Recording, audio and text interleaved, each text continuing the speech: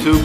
I know these setup videos on here are really popular, so I figured I'd put one together and show you guys what we're doing here in the garage. We're going to get started over here, show you what the equipment we're going to be using for the 2018 season. We're going to start off with our walker mowers. This is our I think it's 4 years old. I think it's I forget what year it is, but it's 4 years old. This is the last new one that we bought. We do have another one. Let's see, we bought that one in 2006. That one's about that one's got about $2,200. We'll put a picture of it up as we're scrolling through. That was the machine I ran up until now. This is the brand new. We just bought this one this year. It has never been run before, so you can tell the differences between the 2 years that they've had. So you know, between the two, we've seen a few different changes that I've seen. Which I like is these rubber spacers that they put on the floating decks. It doesn't rattle, it doesn't shake as much as they used to. On the older version, it doesn't have it. So I'm going to do that. I'm going to buy those rubber spacers. I'm actually going to retrofit these with those. I think that would be a great idea. Another great thing on the new ones, the engine's bigger. It's got more horsepower. I like the gray catcher in the back. Same size catcher, but I like the gray because when this white catcher gets dirty, it looks dirty. It doesn't look nice. So I like the new gray catcher. What I don't like about this new machine, and I'm going to see if I can change it. I don't know if I'm going to, and I'm going to try it at first, see what happens. Is the old fuel tank on the old machines have a clear tank. And all you have to do is turn around and see if you have fuel. On the new machine, it's got a black tank. And what isn't that good about it is that you actually have to dump the machine up to see the gauge. I'm not a big fan of that. Now, those of you who don't know what walker mowers are like, I mean, these machines are unbelievable. They have a central vacuum system that brings the grass up through the middle and up through a vacuum up through the back here. So that it all comes up through here, fills it up. Your trimmability is on both sides. These machines are great. Forward speed controls on these, so you're not really pushing forward to go anywhere. All you're doing is slowing your wheels down to make your turns and your turnarounds. These machines are great. I love them. So we'll do a whole video on our walkers someday. This is our 32-inch Wright manufacturing lawnmower.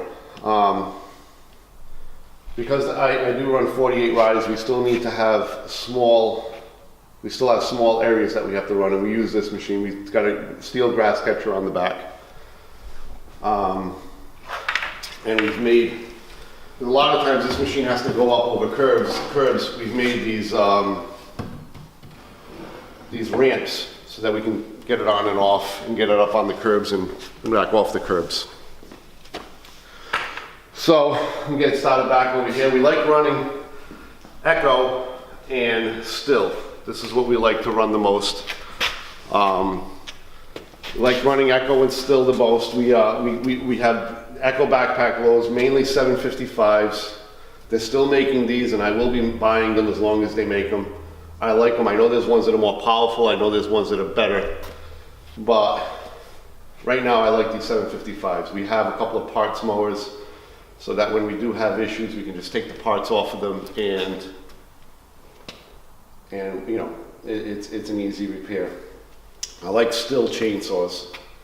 We don't do a lot of tree work. Matter of fact, we don't hardly do any tree work, but we have the larger and this, we use this more because it's more for the arborists. Or I do have a small collection of chainsaws, of antique and classic chainsaws from the late 60s and early 70s. Maybe I'll put in a little bit of that in there too. Hedge trimmers, we use Still and Echo. The double-sided Still, which is the HS82, they're nice. To me, they seem like that the blades move a little slow. We use it, it's a great machine. I wish that the blades moved a little faster. We have the single-sided HS86R. We just made this comb out of aluminum that's removable quickly with wing nuts. These are awesome. We use these a lot we do a lot of topiary, a lot of hedging, and those two are used a lot in that. As for combi systems or PAS systems, we have two. Joe uses the Still. He loves the Still. I do too. I think they're great. I use the Echo. The Still, I think, is a 110. I think it's one of the, it's a 111. Still, in my Echo PAS, the one I use is a 266. We've modified two to be short so that we can be up close to the plants. So what we've done is we've cut the pipe, cut the drive shaft, and now we have short use. And if Echo or Still or anybody's watching, you really got to stop making something like this. This is a need in the industry. We also have the long ones for each combi system. We also have the pole chainsaw and the weed whacker for it, and that stays in the tool truck. Also, we have the lawn boy. Now, we just finished the restoration on this lawn boy. It came to us kind of as a basket case. It didn't look that great, and I didn't know what we were going to do with it, if we were just going to pick the parts off of it or what it was. But we ended up starting it, and it ran so nice. So we decided to break it all down and restore it. We got all new tires for it. I like the lawn boys with the orange tanks and the orange wheels. So we retrofitted it that way. And we're quite possibly going to be running this machine this year. I have to learn with YouTube videos. I'm a very focused, so we like to work. I'm not really thinking about videoing things as I'm working. And I have to change that, because it was pretty interesting, the breakdown of this machine and you know, getting it prepped and getting it all, it would have been a nice series if I had thought about it earlier. So, as for weed whackers or trimmers, whatever you guys, I know the guys out in England like to call these strimmers. I use Echo. We have 3 of them. They are the 225, I think they call these. Yep, 225. The guys love them. I know everybody's got their own tastes and likes, and they like Stills or Shindawas or, you know, whatever brands they have. I've always been an Echo brand. Always loved Echo. So we stick with the Echoes. The guys like them. So that's what we use for our weed whackers and our trimmers. This is our dethatcher. We have a walk behind dethatcher. This we bought in 2000, the year we started. The year I started, I bought that. And it is a Lesco brand, but it's made by Classen. Great dethatcher. We don't use it very much because we have a front-mounted Jerko rake for the walkers, and it just works out better that way for us. So we mount the Jerko on the front of the Jerko JR company, JR Co. I think that's how it's said. But we use that instead of doing this. We keep that on the trailer during the springtime for tight areas, smaller areas, places with a little bit more detail. But it's a very aggressive dethatcher, so the front mount's better for us. So we got some hand tools we're going to look at too. I'm a Felco guy. These are my Felcos. These are 20 years old, and they're I've gone through all of the hand tools, and we have the Okasun hedge trimmers. I made a video on sharpening these. These are wonderful. Anybody that does any kind of topiary or pruning really needs to invest in a set of Okasuns. Also have our Topiary Shears. Now we use these in the tight areas on our spirals and pom-poms, wherever we really need to get in nice and tight.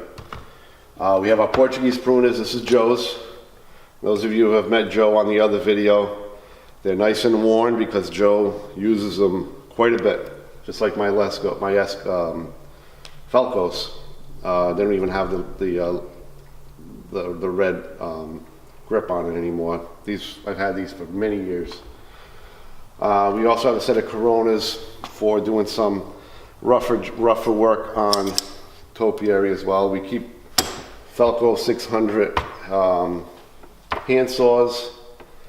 This is one of our employees. These are his. He uses the other Falcos that we have, and a few other nicks, things. This is a wonderful tool for pruning. This is a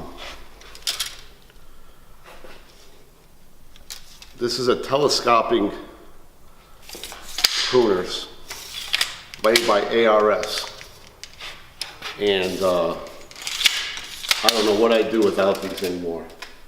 These are great tools. They have the holding system here, where when you cut it,